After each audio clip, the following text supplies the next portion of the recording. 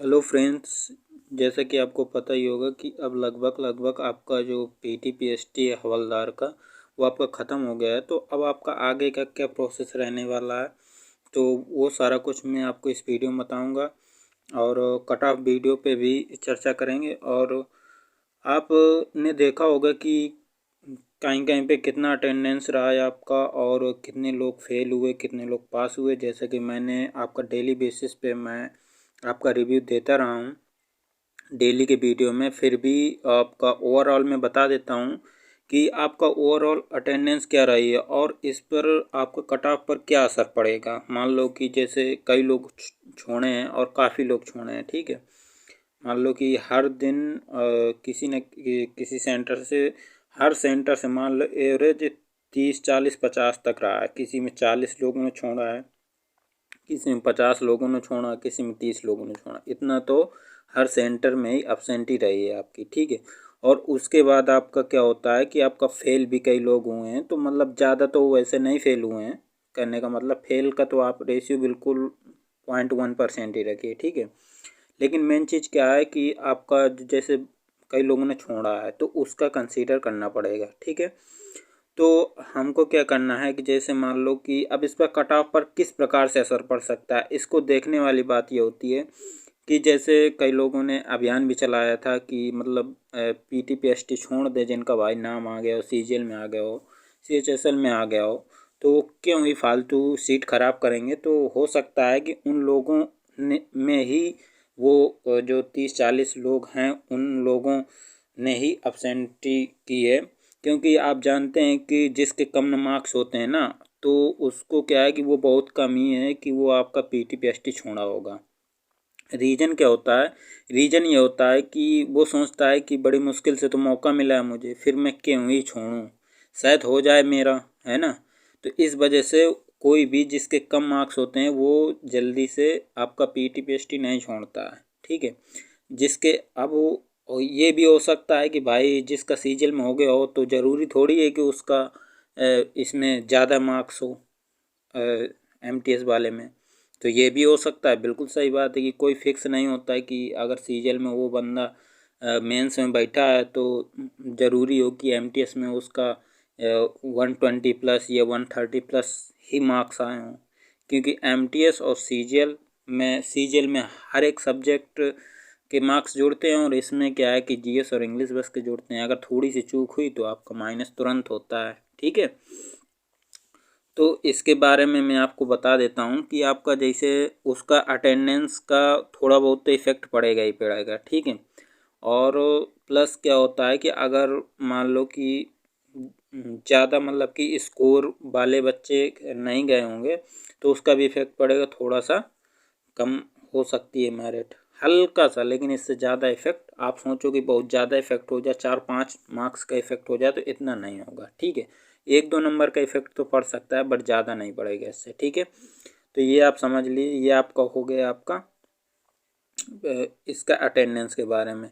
तो cut off इसी प्रकार होगा। और आपका मैं बता दूं कि फाइनल रिजल्ट के पहले मैं आपको बता दूं कि कई लोग मैं आपको कुछ मैसेज दिखाना चाहता हूं, और आप लोग कमेंट करके ये ज़रूर बताइएगा मुझे लास्ट में कि आपको अगला वीडियो किस टॉपिक पे चाहिए, मेडिकल पे चाहिए, किसी अन्य प्रोसेस पे चाहिए, जो भी चाहिए जिस वीडियो पे। और कट ऑफ वीडियो का तो मैंने बता ही दिया, अभी मेरे पास डाटा बहुत कम आया है, तो इस वजह से अभी तो मैं कट ऑफ वीडियो नहीं ला सकता। अगर आप लोग थोड़ा सपोर्ट दिखाएंगे, थोड़ा अपना जो भी आपका मार्क्स है, और जो जो मैंने पूछा है कि आप अपना, मैं एक बार फिर से बता देता हूँ कि आप अपना मार्क्स लिखेंगे सबसे पहले, ठीक है।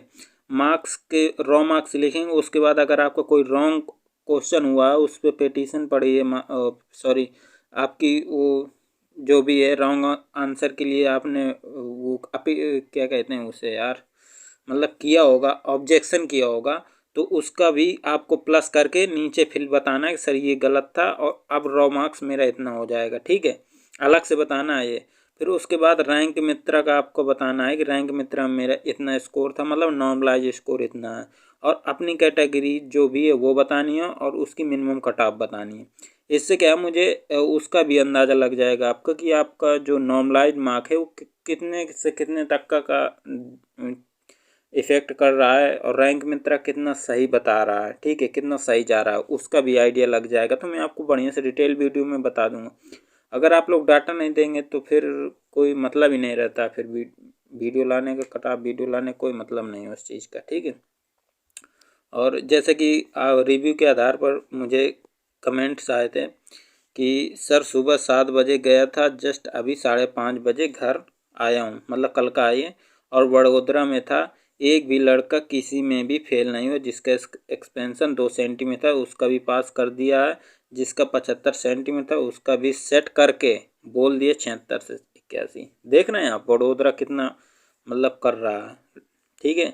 मज़ा आ गया। एक भाई को तो 16 मिनट लगे भी पास कर दिया, उसे भी पास कर दिया, 15 मिनट लिख दिया। अब बताओ इससे ज़्यादा क्या चीज़ चाहिए आपको। स्टाफ एक नंबर था, फ्रूटी और पानी की बोतल भी थी। अब बताओ किसी में देखो वो फ्रूटी भी मिली है, पानी की बोतल भी मिली है, ठीक है।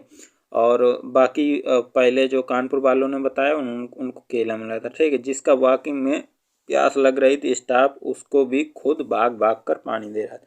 अब बताओ क्या ही चाहिए आपको, ठीक है। तो रिव्यू के आधार पर ये आया था। और एक इन्होंने कहा कि आधार कार्ड फॉर्म फिल किया, चेस्ट नंबर मिला, देन वॉकिंग और ग्लूकोज की 1 गिलास दिया हमें, then height and chest measure किया हुआ, ठीक है। और फिर घर। अभी इन्होंने एक चीज़ ये क्लियर कर दी, किसी बैच का वॉकिंग से पहले और चेस्ट हुआ, किसी बैच का वॉकिंग के बाद चेस्ट हुआ, हाइट और चेस्ट, ठीक है। तो ये आपका देख लेना कि मान लो कि अब तो ख़त्म ही है, आज ही बस होना था, तो वो सब ख़त्म हो गया, ठीक है। अब तो वही चीज़ मैं बताने वाला हूँ कि आपको किसी किसी को कुछ मिल रहा है, जूस मिल रहा है, फ्रूटी मिल रहा है, उससे कोई दिक्कत नहीं लेनी है, ठीक है। तो मैं क्या बता रहा था कि आपका फाइनल रिजल्ट कब तक आ सकता है। तो फाइनल रिजल्ट के बारे में आप सुन लीजिए कि आपका जैसे मान लो आज मान लो कि आज है आपका 13 फरवरी है, तो 13 से प्लस कर लो आप 20 से 25 दिन, 20 से 25 दिन प्लस कर लो, ठीक है। लगभग मैं आपका मोटा मोटा बता देता हूँ कि आपका कब तक आ सकता है। तो आपका ये 10 मार्च से लेकर 20 मार्च के बीच में आपका आ जाएगा फाइनल रिजल्ट, ठीक है।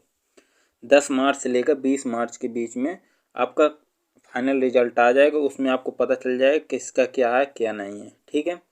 ये आप समझ लीजिए, ठीक है। ज़्यादा टाइम नहीं लगना है, प्रिपेयर रहिए, ठीक है। और इसके अलावा जो भी आपका डाउट्स है, आप अगला वीडियो किस टॉपिक पे चाहते हैं वो ज़रूर मुझे कमेंट करें। और अपना जो मार्क्स है वो भी बताएं, जो मैंने वीडियो के बीच में अभी आपको बताया कि आपको क्या क्या कमेंट्स करना है, वो ज़रूर सुन के आप एक एक कमेंट्स कीजिए, अपनी जिम्मेदारी भी निभाइए, ठीक है। तभी आपका एक अच्छा एनालिसिस मिल पाएगा। धन्यवाद।